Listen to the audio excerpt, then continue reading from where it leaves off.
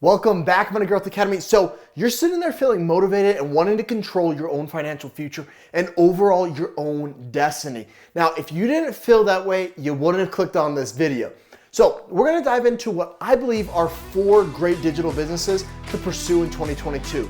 And depending on your drive and willingness to scale these 4 business opportunities, could net you a few $1,000s a month or hundreds of thousands of dollars a month, quickly making you a millionaire. Now, for this list, I'm only going to include online businesses that are semi-passive to passive income opportunities.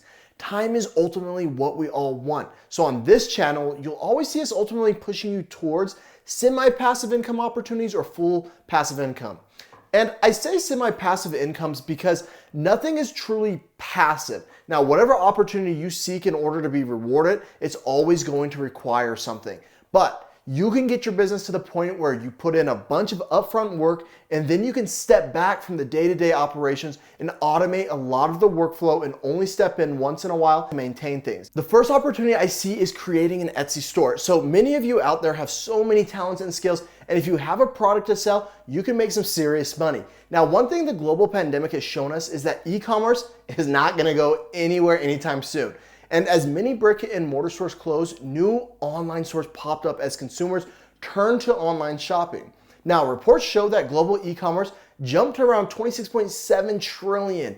Forecasts show through 2024 a steady 8% growth. So this is an opportunity to stake your claim and ride the e-commerce wave that is here right now. Now, here's an awesome example of someone who has taken advantage of the Etsy platform and its ability to reach a large target base of customers. Tim Koa decided to start an Etsy store selling stickers he would print at home off of his printer. In just 12 months in 2021, he was able to make $43,676.26. I don't know about you, but an extra $40K in 12 months could really make a difference in most people's lives. The amazing thing to me is that Tim was doing this with stickers, and he just jumped straight into it, and by trial and fire was able in his first month to make a profit. Now, definitely go check out his channel and tell him Money Growth Academy sent you, because we would love to bring him on the channel and interview him for you guys. Now, but if you take a look at his channel, you'll notice that he wasn't an Etsy or sticker expert. Find a niche, find a product, and then start selling. You also don't need to be a professionally trained artist, seamstress, illustrator, or anything like that. If I wanted to sell stickers for a niche I found, I know I'm not a great illustrator, nor do I want to take the time to learn Adobe Illustrator. So instead, I would pay someone on Fiverr or Upwork a few bucks to make me a collection of stickers that I could sell and market. Once you have a stable customer base or footing, then you can use Shopify or Wix to open your own commerce store so you can avoid the Etsy fees associated with each sale. Now, the sky really is the limit with an Etsy store. You could sell jewelry, clothes, digital PDFs, candles, succulents. Use your imagination, identify a niche. Now, leave a comment down below on what you think a creative Etsy store could be. Next, local ad SEO agency. All right, another massive industry I see at the moment, and one that I actually currently operate in as well, so I can talk from experience, is owning your own local SEO or social media ad agency. There's a lot of profitability to be made in this space. I really like this business model because this business model can allow you to be pretty semi-passive, and there is a lot of automation that you can do. Now, this is a business you can start with $0, literally. With just a computer or cell phone, you could start this business today. Now, I also believe it's the perfect time to be a local marketing agency because after COVID, so many businesses are trying to increase traffic to their businesses. There are so many free resources out there when it comes to marketing. And the cool thing is that there are so many niches when it comes to marketing, like Google SEO, social media, PPC ads. Try to become really good at one specific marketing channel first before offering a bunch of services. If I had to start again, I would start with social media. So my advice would be to watch a few videos in regards to whatever specialty you want to offer, and then just begin. Don't get stuck in paralysis analysis. You'll learn more by just doing.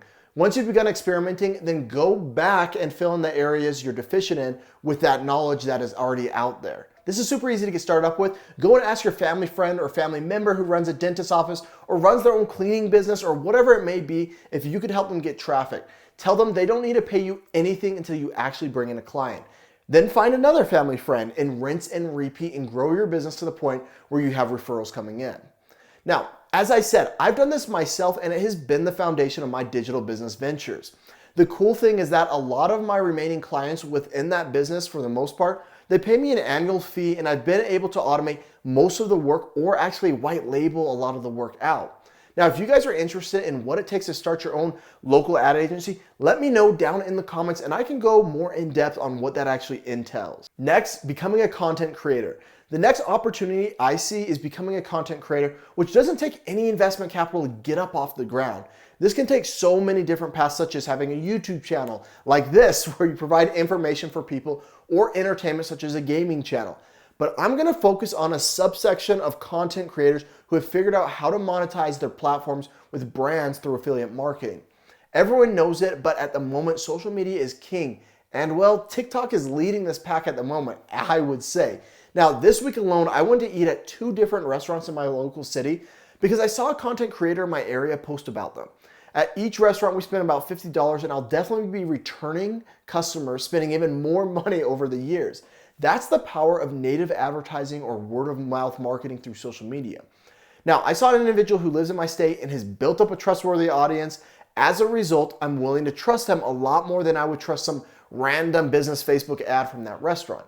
Now, for this example, you could easily create a TikTok account that reviews restaurants, for example. You go to a bunch of restaurants in your area and out of your own dime, eat at them and then review them. Slowly your account will build, then you can approach restaurants, show them your following, and then ask to review their locations. And if the food is good, let them know you'll post them and then charge them a monthly fee for them to stay on your TikTok page where they're being exposed to thousands of eyes daily. Don't just settle for the one post fee. They'll be happy to pay because it brings traffic to their restaurant. You can do this with gyms, recreational activities, and so many more businesses, guys. Now, with a YouTube channel, the same logic can be applied. Find something you love talking about and provide value and build an audience. Even with a small audience of 1,000 people, you could reach out to affiliates within your industry and get paid every time someone you refer buys their product or service. This is the top way most YouTube creators make the largest chunk of money apart from Google AdSense. My favorite digital course creators. One of the areas I'm most interested in is the creation of digital courses and online communities that provide value. As people always say, the riches are in the niches. And after having built a few successful digital courses in obscure niches, I can say this is very true. Now, the thing I love the most about digital courses is after the creation of them, they're nearly 100% passive. They do take a lot of upfront work to do the research, create, launch, and market, but once those steps have been accomplished, the ROI is insane, guys. Now, I would just warn you to stay away from very broad categories. For example, rather than doing a digital course on auto detailing cars, which encompasses a large audience, I would instead get laser focused and do a specific course on one specific aspect of auto detailing. For example, ceramic coating or vinyl wraps. A broad course that lightly touches on a ton of different categories within auto detailing probably won't make me tons of money, but if I have a specialized course with tons of hours and instructional videos on a specific topic like ceramic clay coating, someone out there will be willing to pay a high specialized price for that knowledge. There also needs to be demand. Just because I, for example, love collecting old dusty books and it's a passion of mine does not mean that there's a large enough audience out there willing to pay for knowledge about collecting old antique Bibles from the 1600s. Now, when doing your market research, it's imperative that you at least get a rough estimate that there's a large enough TAM, or what's known as a total addressable market. You've got to have an audience to sell to, and the more the merrier. Now, the cool thing also about digital courses is you don't need to be the one with the specialty knowledge. I may not know how to do ceramic coating, but I can be a knowledge broker and team up with someone who does know how to do ceramic coating. Now, in this situation, I would build the digital aspects of the course and the other person would provide the actual knowledge, and then we would split those profits. I can't wait to share with you guys some of the digital courses we operate because you'll be amazed at some of these niches and the way we've been able to partner with specialists in particular niches that I, for example, know nothing about, absolutely nothing. And I mean, some of them are way out there. Now, that's just a quick look at 4 digital businesses with so much potential in 2022. And rather than go super deep in each of these businesses, I just wanted to give you guys some ideas of what's possible in the digital economy. I'll be going into depth on some of these in the future videos, so make sure that you guys subscribe to the channel to hear inspiring entrepreneurial stories and learn some strategies that will help you grow your own business. And let me know down in the comments if one of these 4 digital businesses really interests you and what your thoughts are on them.